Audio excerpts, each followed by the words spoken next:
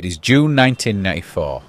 The former US President Jimmy Carter has arrived for talks in Pyongyang, North Korea, with then leader Kim Il-sung. It was unprecedented, marking the first time a former or sitting US president had visited. But it was also an extraordinary act of personal intervention, one which many believe narrowly averted a war between the US and North Korea that could have cost millions of lives. And it led to a period of greater engagement between Pyongyang and the West. Kim Il-sung and Bill Clinton were stumbling into a conflict, and Carter leapt into the breach, successfully finding a path for negotiated resolution of the standoff. All this may not have happened if not for a set of diplomatic chess moves by Carter. In early 1994, tensions were running high between Washington and Pyongyang, as officials tried to negotiate an end to North Korea's nuclear program. US intelligence agencies suspected that despite ongoing talks, North Korea may have secretly developed nuclear weapons.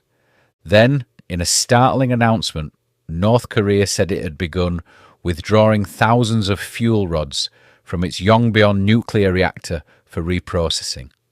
This violated an earlier agreement with the US under which such a move required the presence of inspectors from the International Atomic Energy Agency, the IAEA nuclear watchdog. North Korea also announced it would withdraw from the IAEA. American suspicion spiked as Washington believed Pyongyang was preparing a weapon, and US officials broke off negotiations. Washington began preparing several retaliatory measures, including initiating UN sanctions and reinforcing troops in South Korea. In subsequent interviews, US officials revealed they also contemplated dropping a bomb or shooting a missile at Yongbyon, a move which they knew would have likely resulted in war on the Korean Peninsula and the destruction of the South's capital, Seoul.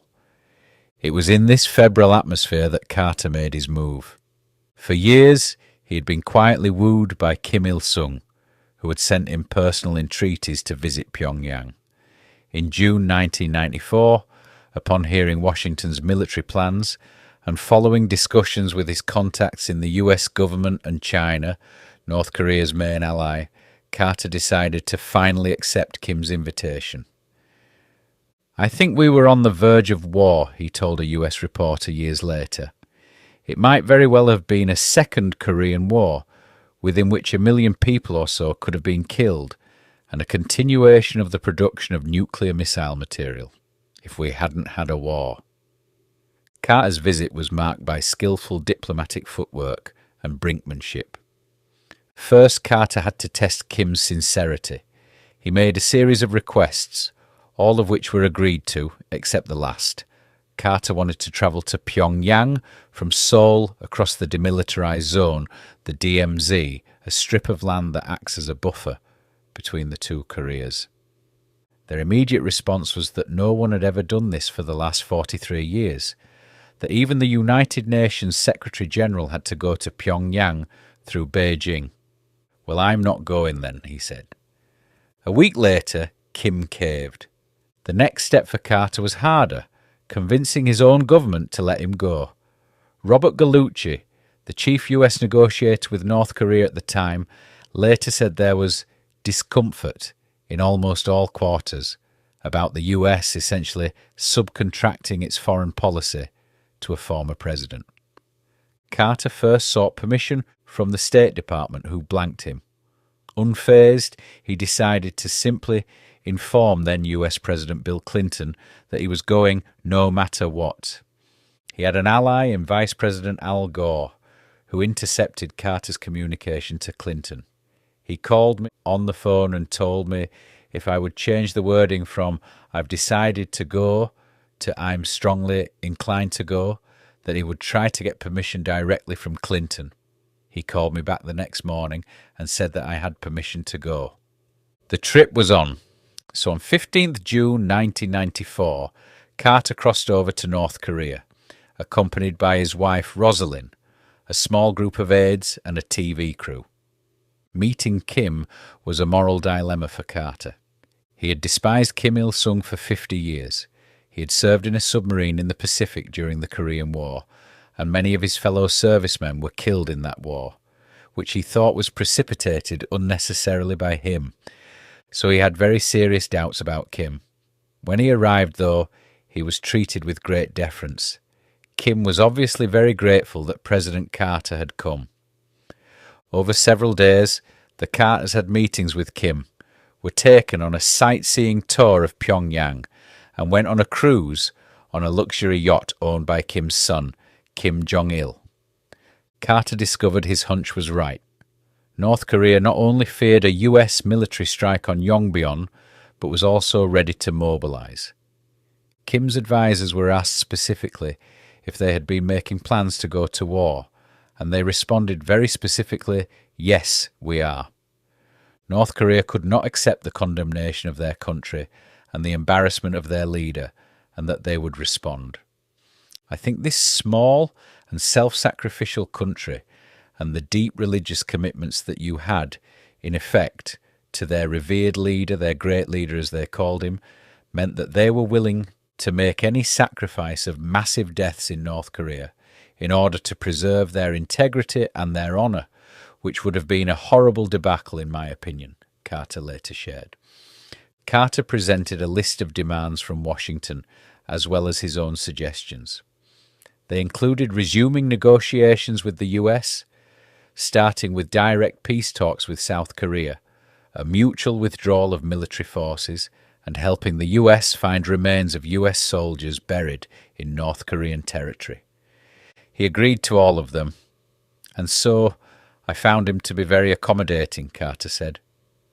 So far as I know, then and now, he was completely truthful with me. Crucially, Carter came up with a deal where North Korea would stop its nuclear activity, allow IAEA inspectors back into its reactors, and eventually dismantle Yongbyon's facilities. In return, the US and its allies would build light water reactors in North Korea, which could generate nuclear energy but not produce material for weapons. While enthusiastically embraced by Pyongyang, the deal was met with reluctance from US officials when Carter suggested it in a phone call. He then told them he was going on CNN to announce details of the deal, leaving the Clinton administration little choice but to agree. Carter would later justify forcing his own government's hand by saying he had to consummate a resolution of what I considered to be a very serious crisis. But it did not go down well. Back home, officials were unhappy at Carter's freelancing and attempt to box in Clinton. Near the end of the trip, they told him to convey a statement to the North Koreans, reiterating Clinton's public position that the US was continuing to press for UN sanctions, but Carter disagreed and kept the statement to himself. Hours later, he got on the boat with Kim and promptly went off script. As TV cameras rolled, he told Kim the US had stopped work on drafting UN sanctions, directly contradicting the Clinton administration. An annoyed White House swiftly disowned Carter. Some openly expressed frustration, painting a picture of a former president going rogue. Carter is hearing what he wants to hear. He is creating his own reality, a senior official complained at the time to the Washington Post. Many in Washington also criticized him for the deal itself, saying the North Koreans had used him. But Carter's savvy use of the news media to pressure the Clinton administration worked. By broadcasting his negotiations almost instantaneously, he gave the US government little time to react. And immediately after his trip, it was possible to see an almost hour-by-hour evolution in US policy towards North Korea, where they ratcheted down their tone. Though Carter later claimed he had misspoken on the sanctions issue, he also responded with typical stubbornness to the blowback. When I got back to Seoul, I was amazed and distressed at the negative reaction that I had from the White House. They urged me not to come to Washington to give a briefing, urged me to go directly home, he said, but he went against their wishes. I decided that what I had to offer was too important to ignore. Only a month later, on 9th July 1994, On the same day as US and North Korean officials sat down in Geneva to talk, state media flashed a stunning announcement. Kim Il-sung had died of a heart attack. Carter's deal was immediately plunged into uncertainty, but negotiators ploughed through, and weeks later hammered out a formal plan known as the Agreed Framework.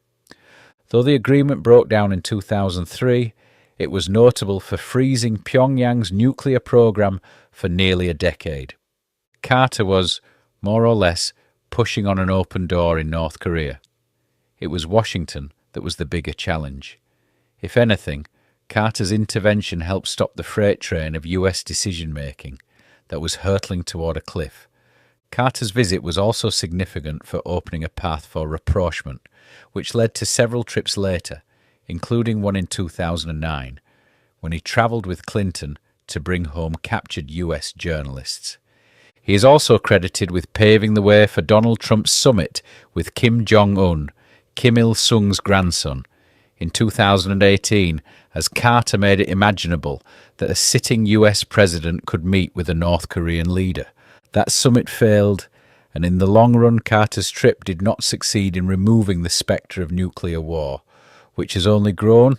These days North Korea has missiles regarded as capable of hitting the US mainland. But Carter was lauded for his political gamble.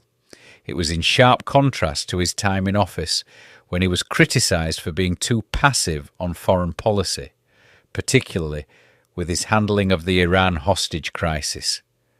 His North Korea trip was a remarkable example of constructive diplomatic intervention by a former leader. His legacy is not without controversy, given the criticism that he took matters in his own hands in seeking to circumvent what he viewed as a mistaken and dangerous US policy by pulling the elements of a nuclear deal together himself. But others believe Carter was the right man for the job at the time. He had a very strong willpower, but was also a man of peace inside and out. Though his stubbornness also meant that he did not get along with a lot of people, ultimately this combination of attributes meant he was the best person to prevent another occurrence of a Korean War. More than anything, Carter was convinced he was doing the right thing. On the 29th of December 2024, the 39th President of the United States died, aged 100, just over a year after his beloved wife Rosalind. Shortly after the announcement, President Joe Biden released a statement honouring Carter's legacy, calling him a man of principle, faith and humility. The nation held an official state funeral and day of mourning for Carter on January 9th, 2025. All 5 living US presidents, Bill Clinton, George W. Bush, Barack Obama, Donald Trump and incumbent Joe Biden, attended Carter's funeral. To this day, Jimmy Carter's 1994 trip to North Korea marked a pivotal moment of diplomacy, as his unprecedented meeting with Kim Il-sung diffused tensions that had brought the Korean Peninsula to the brink of war.